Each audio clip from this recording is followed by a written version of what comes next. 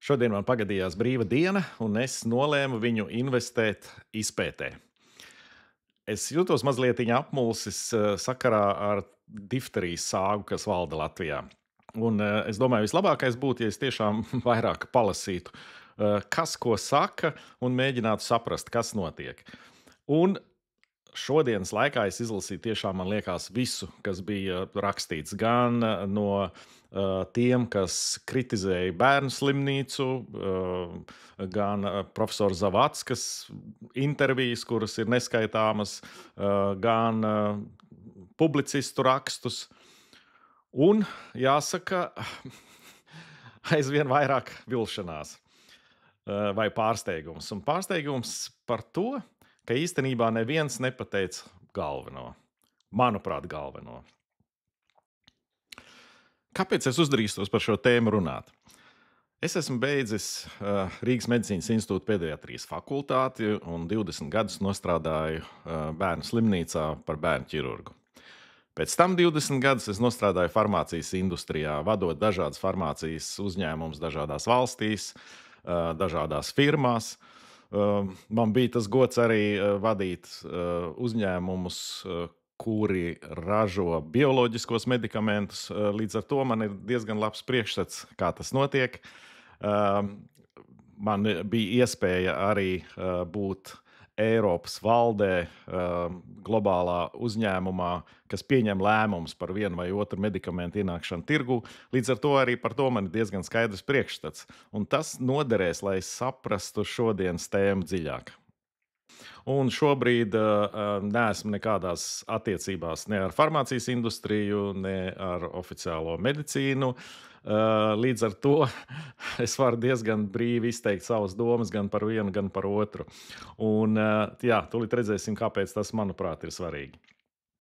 Ja jums būs spēks noskatīties šo blogu līdz galam, tad jums radīsies pilnīgs priekšstats par to, kas tas pa zvēru ir difterija, un ko var un ko nevar izdarīt medicīna. Kas, manuprāt, ir tas galvenais, ko nepateica? Tas ir tas, ka difteriju īstenībā izārstēt nevar ar tām iespējām, kādas šobrīd ir medicīnā. Un te ir prasās uzreiz paskaidrojumi, tāpēc, ka es pieļauju, ka daudz mani kolēģi ieplet acis un saka, nu ko, Jāni, tu esi galīgi sajūtas prātā. Bet visu pēc kārtas. Kas izraisa difteriju? Difteriju izraisa mikrobs, kurš nonāk no viena cilvēka pie otra, gaisa piliena ceļā, uzklapojot, uzšķaudot, un tādā veidā inficējoties. Bet lietas būtība ir tāda, ka difterija ir unikāla savā ziņā ar to, ka šī difterijas baktērija pati ir saslimusi. Viņa ir saslimusi ar vīrusu infekciju. Tie vīrusi saucās fāgi, kuri inficē baktērijas. Un tāpēc, ka difterijas baktērija pati saslimst, viņa kļūst ļoti indīga, tā kā indīga čūska. Tad, kad difterija nonāk cilvēka organismā un baktērija sāk vairoties, viņa ir inficēta ar šo fāgu, kurš izraisa indes izdalīšanos. Difterijas baktērija sāk saindēt savu upura ķermeni. Tātad inde nonāk asinsritē, tiek iznēsāta pa visu organismu. Un indei ir tāda īpašība, vai mēs varētu teikt, viņai ir divas daļas. Un viena tā daļa ir tā kā līme, kura pielīmējās pie mērķa orgāniem. Un tie mērķa orgāni ir sirds, nieres, centrālā nervu sistēma, iegaranās smadzenes. Un tad, kad viņi tur ir pielīmējusies, tad aktivizējās otra indes daļa, tā, kas nonāvē tās šūnas, kur viņi ir pielīmējusies. Kā var ārstēt difteriju? Un, ja paskatās jebkuras vadlīnijas, tad tur ir divi punkti. Viens, pēc iespējas ātrāk uzsākt antibiotiķu ārstēšanu, un otrs, izmantot antitoksīnu vai pretindi. Iedomāsimies, ka situācija ir līdzīga tā, kā ja cilvēkam iekos žindīga čūska, mēs, protams, to čūsku varam nosist. Tas ir tas pats, ko mēs varam izdarīt ar antibiotiķiem, kurus mēs nozīmējam difterijas slimniekam. Antibiotiķi uzveiks difterijas baktēriju. Bet tas pilnīgi neatrisina problēmu. Tāpēc, tāpat kā ne jau cilvēks, ja čūska iekož, nomirst no tā koduma, bet problēmas rodās no indes, ko indīgā čūska ielaiž brūcē. Tieši tāpat ir ar difterijas baktēriju. Problēma nav pati baktērija. Un, lai arī ar antibiotiķiem mēs viņu uzveicam, protams, antibiotiķi ir jādod, bet tas nesamazina ne mirstību, ne komplikāciju skaitu. Tāpēc, ka indi jau šīs baktērijas ir paspējušas izdalīt. Un inde jau ir nonākusi organismā. Ko var darīt? Ievadīt pretindi, loģiski. Un tad mums liktos viss kārtībā, ar pretindi mēs esam izārstējam difteriju. Diemžēl šeit sākās būtiski sarežģījumi. Un tas ir tik svarīgi, es tāpēc nedaudz atkāpšos solīt atpakaļ vēsturē, lai to izskaidrotu. Un te nāk palīgā man zināšanas no farmācijas industrijas. Pretindi pirmo reizi izstrādāja tāds prūšu ģēnijs, Von Bērings viņu sauc, un viņš pat dabūja pirmo Nobeļa prēmiju pasaulē medicīnā vispār, kas tika atzīta. Ir šim Bēringa kungam tika piešķirts 1901. gadā. Ko viņš izdarīja? Viņš izdalīja difterijas šo indi un ievadīja zirgiem. Zirgiem attīstījās imūnreakcija un attīstījās antivielas asinīs.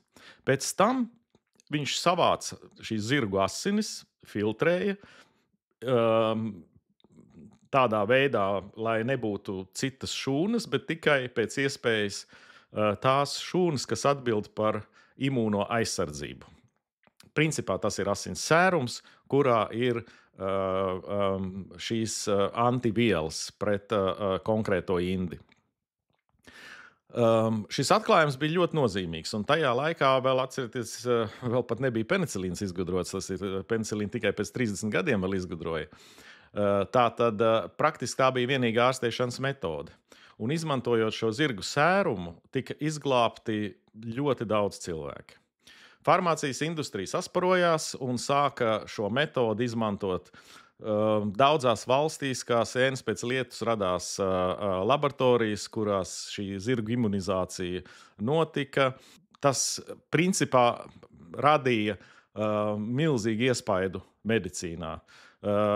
Šo Emīlu von Bēringu pat prese nosauca par lielāko bērnu glābēju vēsturē.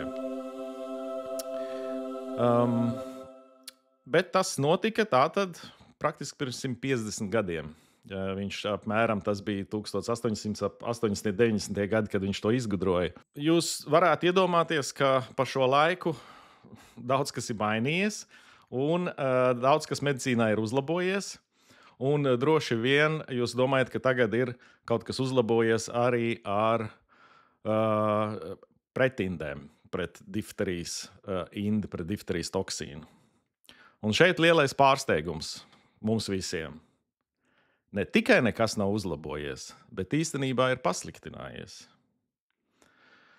Pirmkārt, vienīgais antitoksīns joprojām ir tas pats zirgu sērums. Nekas cits šobrīd komerciāli nav pieejams.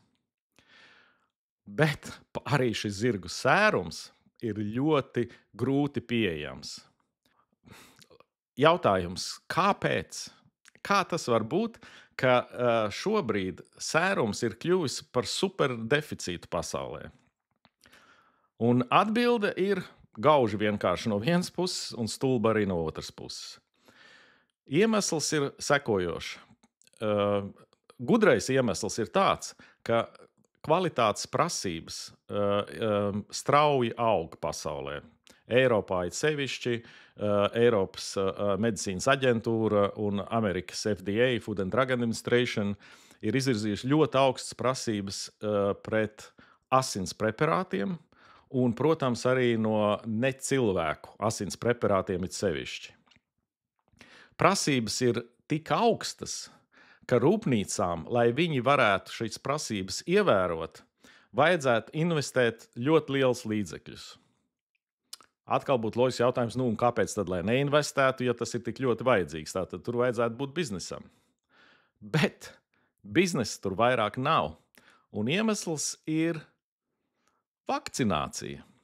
Pateicoties vakcinācijai, saslimšanu skaits, kurš vēl gadsimta sākumā bija ap 1 miljons gadījumiem gadā, nokrities ir, un šodien tas ir 4, 5, 6 tūkstoši pa visu pasauli. Eiropā, Amerikā difterija vairāk nav problēma. Praktiski vairāk nav saslimušo. Līdz ar to rūpnīcām nav jēga investēt līdzekļus, lai ražotu šo sērumu. Tagad mēs esam nonākuši situācijā, ka daudzās valstīs ir milzu problēma. Ja kāds ir saslims ar difteriju, tad, lai viņu izārstētu, tātad mums ir vajadzīgi antibiotiķi, kuri ir pieejami, un sērums, kurš ir ļoti sarežģīti pieejams. Patreiz ir 2 galvenās rūpnīcas, kas to ražo. Viena ir Brazīlijā, un viena ir Indijā. Amerika apgādā Brazīlijas rūpnīcas praktiski, un Indija, jā, nezinu, ko viņa apgādā. Eiropā šogad, īstenībā tas ir 2024. gada vasarā, notika interesants pagrieziens. 8 valstis, Latviju ieskaitot, noslēdz līgumu ar Eiropas Savienību un ar vienu Zviedru uzņēmumu, lai iepirktu priekš visām 8 valstīm šo sērumu. Līdz ar to praktiski viņš glabājās pie Stokholmas mazākā stundas lidojumā no Rīgas, un Latvija līdz ar to daudz maz varētu būt nodrošināta ar šo sērumu. Bet pati ārstēšana, zirgu sērums, nav tā pati ne vieglākā, ne labākā ārstēšanas metode. Zirga sērumam piemīt dažas ļoti nepatīkamas īpašības. Pirmkārt, viņš ir alerģisks, jo svešas sugas olbaltumvielai nonākot cilvēku organismā, ļoti bieži notiek alerģiskas reakcijas. Otrkārt, ir tāda sēruma slimība. Sēruma slimība ir, viņi izpaužās pēc zināma laika, kad sērums ir ievadīts, pat vairākas nedēļas, tas var būt sāpes locītavās, var sakot, nejauka saslimšana, un līdz ar to sērums nav tā lieta, ko ļoti ar vieglu roku varētu nozīmēt. Tanīpat laikā difterijas slimība ir tik bīstama, ka no viņas var nomirt. Līdz ar to, protams, sākās cīņa par pacienta dzīvību. Un tad, kad ir cīņa par pacienta dzīvību, tad neviens neskatās uz iespējamām komplikācijām no ārstēšanas, jo ārstēšana jebkurā gadījumā ir attaisnojama, jo savādāk var zaudēt pacienta dzīvību. Tātad tas jau īstenībā ir zināmā mērā izmisuma solis. Jūs varētu jautāt, vai tad tiešām 150 gadu laikā zinātne nav neko atklājusi, ar ko aizstāt zirgu sērumu? Un īsa atbilde, protams, ka ir atklājusi. Īstenībā pat ir vairākas zāļu firmas ir izstrādājušas metodoloģiju.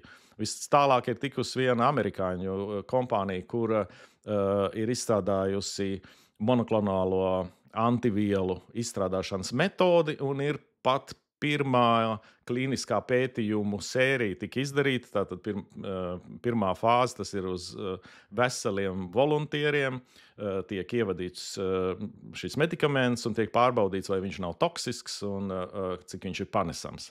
Un ir ļoti labi rezultāti. Un šis klīniskais pētījums tika izdarīts 1914. gadā, pirms 10 gadiem. Kas pa šo laiku ir noticis? Nekas. Iemesls ļoti vienkāršs. Difterijas slimnieki pasaulē ir tik maz, ka ir problēmas gan priekš klīniskiem pētījumiem, Bet galvenais tur arī nav biznesa priekš farmācijas uzņēmumiem. Līdz ar to nav nekāda motivācija turpināt šos pētījumus. Šobrīd praktiski sērums vai nu nav pieejams, vai arī, ja viņš ir pieejams un Latvija ir šo 8 valstu sarakstā, kur patreiz tas ir atrisināts caur iepirkumiem, caur Zviedriju un Eiropas Savienību, varētu rasties jautājums, kāpēc netiek zvanīti lielie zvani? Kāpēc politiķi netiek kārti pie vaģa un prasīt atbildību par to, kā tas var būt, ka mūsdienās ir tik briesmīgi ierobežots ārstēšanas iespējas difterijai? Atbilde ir gauži vienkārša. Ja paskatītos statistiku, cik saslimšanas gadījumi ir, piemēram, Zviedrijā, Dānijā, Norvēģijā. Pārsvarā es paskatījos pēdējos 10 gadus. 0, 0, 1, 0, 0, 1. Praktiski nav saslimšanas gadījumu. Vācijā arī līdzīga situācija. Praktiski nav saslimšanas gadījumu. Jā, pēdējā gadā imigrantu vidū bija pat vairāki simti saslimšanas gadījumi. Nu, ja gribiet sazvērestības teoriju, tad varbūt, kad neviens īpaši arī par to neuztraucās. Līdz ar to mans skaidrojums ir tāds, ka difterija vai attieksme pret difteriju ir nonākusi tādā situācijā, ka neviens īpaši neuztraucās par ārstēšanu, jo difteriju var praktiski 100% novērst ar vakcināciju. Līdz ar to nav jēga investēt naudu sēruma aizstājēju terapijai vai arī, lai radītu kvalitatīvāku zirgu sērumu. To neviens nenodarbojās, jo tā loģika ir sekojoša. Ja jūs vakcinēsieties, jūs būsiet 99,9% aizsargāti no saslimšanas ar difteriju. Tā filozofija varētu būt tāda. Priekš kam mums investēt naudu ārstēšanas metodēs, ja mēs varam novērst pašu saslimšanu?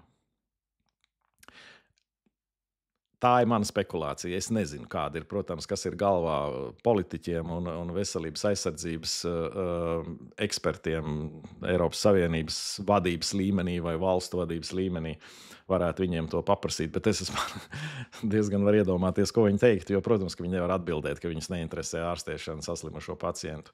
Es domāju, arī šis eksperiments ar zirga sērumu pieejamību Ziemeļvalstīs ir kā atbilde, redziet, kā mēs rūpējamies par jums.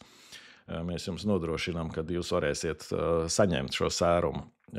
Ko daudzas valsts, piemēram, Beļģijā bija nesen briesmīgs skandāls, kur cilvēks bija saslimis un nomiris, un viņam nebija iespēja, jo Beļģija nebija iepirkusi un viņi nevarēja sagādāt šo antivielu, anti-indi. Šī Beļģijas traģēdija norādīja uz vēl vienu ārstēšanas problēmu. Laiks. Ļoti svarīgs ir laiks, cik ilgs ir pagājis kopš saslimšanas sākuma un antitoksīnu ievadīšanas.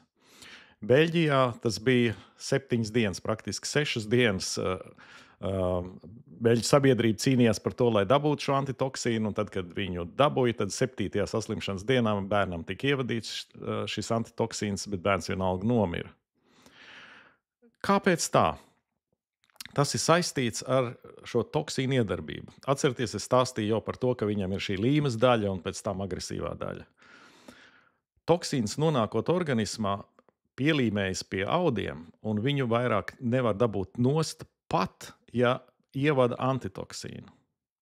Līdz ar to ir svarīgi, lai antitoksīns tik ievadīts tad, kad vēl nav pārāk liela indes daļa pielīmējusies pie audiem. 1. diena, 2. diena. 3. diena jau ir jautājuma zīme. Vēlāk efekts ir daudz mazāks, jo liela indes daļa jau ir pielīmējusies pie audiem, un viņu vairāk ar šo sērumu antitoksīnu nav iespējams neutralizēt. Diemžēl arī Latvijas traģēdija ir līdzīga situācija. Es šodien izlasīju profesora Zavackas interviju, kur viņa raksta, mirušais brālītis praktiski izglāba dzīvību savām māsiņām. Arī ļoti loģiski, jo brālītis, kas saslima pirmais, nonāca pirmais līdz diagnozei. Kamēr viņš nonāca līdz sērumam, pagāja pārāk daudz dienas. Un, tā ir mana spekulācijas, protams, nezinu ne slimības vēsturi, nekādus reālos datus, bet iespējams tas bija jau par vēlu. Toties māsiņas saņēma šo sērumu antitoksīnu pietiekami ātri pirmajā dienā vai otrajā dienā no saslimšanas sākuma. Un līdz ar to, figurāli var teikt, ka brālītis izglāba savu māsu dzīvību, jo viņas saņēma ārstēšanu pietiekami ātri. Tātad ātrums ir vēl viens faktors, kur ir ārkārtīgi grūti nodrošināt. Pat iedomājamies, ja mums sērums glabātos katrā valstī, katrā slimnīcā.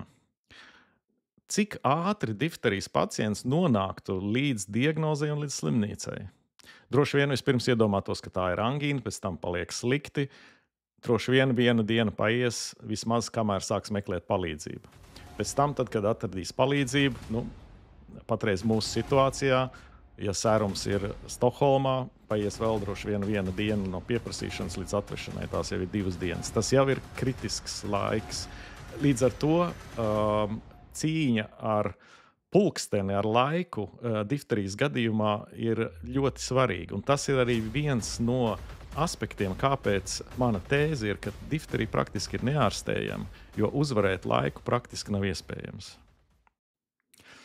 Vakcīna. Tagad mēs esam nonākuši pie ļoti svarīga brīža šajā stāstā. Uzmanīgi paklausieties, ko es jums teikšu. Difterijas vakcīna nav pret difteriju. Izklausās traki, bet tieši tā tas arī ir. Difterijas vakcīna neaizsargā pret difterijas baktēriju un vispār nav pret šo difterijas baktēriju tēmēta. Lai saprastu to kalambūru, kas tad tas ir, atkāpsimies atkal nedaudz vēsturē. Bija pagājuši apmēram 20-30 gadi kopš zirgu sēruma uzvaras gājiena pār pasauli, un tas bija vienīgais ārstēšanas veids pret difteriju un ar labiem panākumiem. Un tad 1909. gadā tāds franču zinātnieks Ramons atklāja, ka ja izolēto toksīnu difterijas indi neutralizē un tad ievada organismā, izveidojās aizsarga reakcija pret šo indi. Un tā ir vakcīna. Vakcīna ir aizsarga reakcija pret indi, nevis pret pašu baktēriju. Tas ir ļoti svarīgi, jo tad mēs arī saprotam pašu difterijas norisi. Vakcinēts cilvēks tikpat labi var satiekoties ar difterijas nēsātāju vai slimu cilvēku, tikpat labi var uzņemt šīs difterijas baktērijas savā kaklā, un viņam viņas sāks augt tieši tāpat kā nevakcinētam. Starpība ir tā, ka vakcinētais cilvēks ir aizsargāts pret šo indi, pret difterijas indi. Atkal iedomājamies to salīdzinājumu ar čūsku. Tātad, principā, mēs neesam aizsargāti pret čūskas kodumu kā tādu, bet mēs esam aizsargāti pret čūskas indi. Un tas ir arī pats svarīgākais, jo visas problēmas ar difteriju rodās tad, kad tiek organismā nonāk difterijas inde. Difterijas vakcīna kļuva ļoti populāra visā pasaulē salīdzinoši strauji. Jau pirmskara gados tika izstrādātas pirmās masu vakcīnas, un pēc tam pēckara gados, es domāju, Otro pasaules karu, bija masu vakcinācija praktiski visā pasaulē, kura sasniedza ļoti augstus rādītājus. Vakcinēti bija 89 līdz 95-96% no visiem iedzīvotājiem. Un tas radikāli samazināja difterijas saslimstību. Tas ir arī galvenais filozofiskais pagrieziena punkts. Ir relatīvi viegli nodrošināt, lai cilvēki nesaslimtu ar difteriju, ar vakcināciju. Ja cilvēks ir vakcinējies, tad praktiski saslimšana ar difteriju nav iespējama. Aizsardzība ir līdz 100%. Toties saslimstot ar difteriju, iespēja nomirt ir pietiekami augsta. Te mēs varam apskatīties atkal statistikas datus. Mēs zinām, arī Latvijas statistikas dati ir 7–8% ar visu ārstēšanu. Un, protams, tas vēl arī nav viss. Ir komplikāciju skaits, jo tie orgāni, kurus Indra ir skārusi, bieži ir bojāti neatgriezeniski. Sirds, nieres, nervu sistēma. Līdz ar to, ja cilvēks saslims ar difteriju, tad ir viss slikti. Bet ir pilnīgi iespēja nesaslimt ar difteriju, vakcinējoties.